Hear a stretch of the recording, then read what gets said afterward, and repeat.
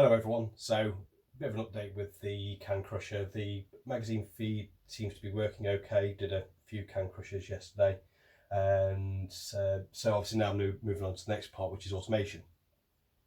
Now if I give you a small briefing of the actual crusher itself, is it has just a power supply in, and basically by flipping where the voltage comes in from say plus to minus or minus to plus, and negative to positive, whichever way you want it, you know what I mean.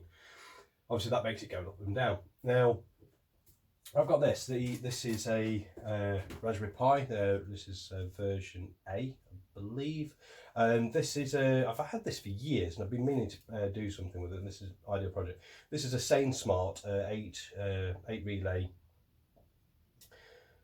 module that you can attach to it. So I've already got all my cables attached. I just need to start adding the image and then the code, and I'll go through that in a different video.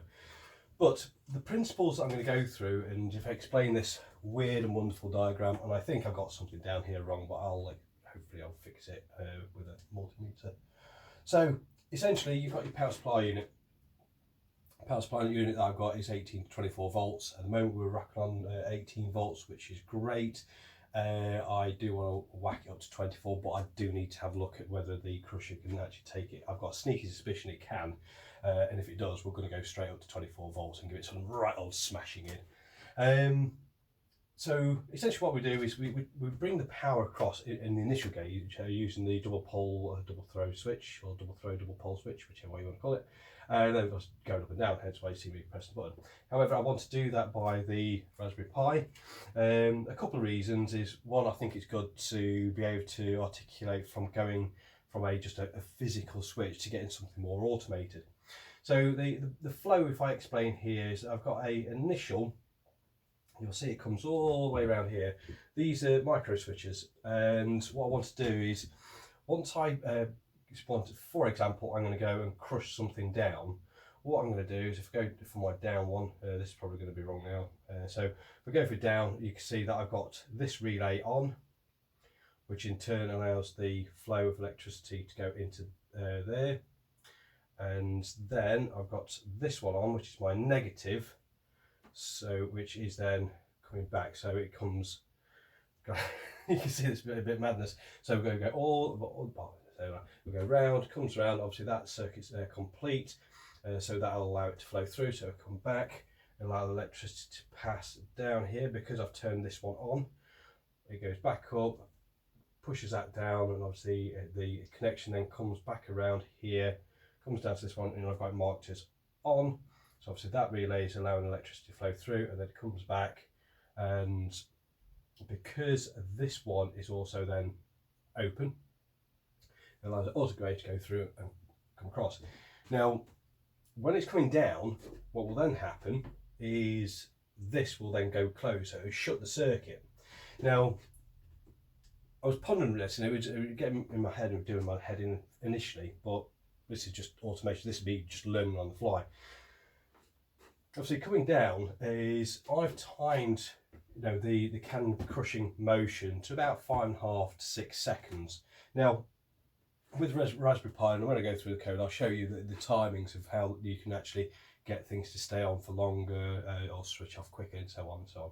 You can do things like if statements and while statements, but I want to keep this as basic as I can, and I think this is a good way to initially do it. That you could include these into the Raspberry Pi itself, but again that might be another time. So so what will happen is, I'll say I want this to go down for 6 seconds, and generally when the can is actually getting crushed down towards the bottom, it does slow down, so it can actually vary depending on how the can is being crushed, and obviously the resistance that's built up.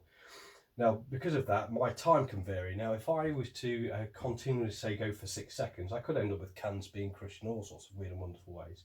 However, if I get it to come down to knowing the 6 seconds, even if I do have a very clean quick crush, the micro switch will kick in, switch it off, by which point the timing itself will have passed, and will actually then put up to its up motion.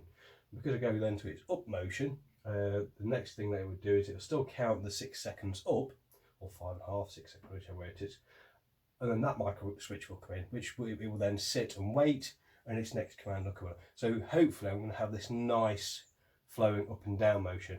Now, as you've seen in the previous video, I've already wrecked the bottom of it, and I'm on my next reiteration of wrecking that. I'll see how it goes. I'm also going to change the magazine feed. I'm already unhappy with it. But yeah, so that's that one. Once I've got this up and running, obviously I'm going to show you all the code behind it, kind of give you a flavour of how this is all set up. And I'm also on another video, which I'll put a link into because it's actually quite apt for this one. I had something years ago which was called Morstan Mansion, a nice HTML5 interface where you can actually press the buttons, and we're going to go for a web page, so basically on your phone crushing cans, and I think that's great. So, and also very nerdy. So that's where we are at the moment. This is just an update for now. There's probably going to be an update later on today. I want to start whacking on all this code. I've got to download some images and stuff. And then the code's going to be Python. Python is very well supported for the Raspberry Pi community, and it allows you to do some very easy coding, really. I mean, it's not actually all that difficult. So we'll get all that up and running, and then I'll show you the wiring. Might get this running today. So there you go. Stay tuned, folks. Bye.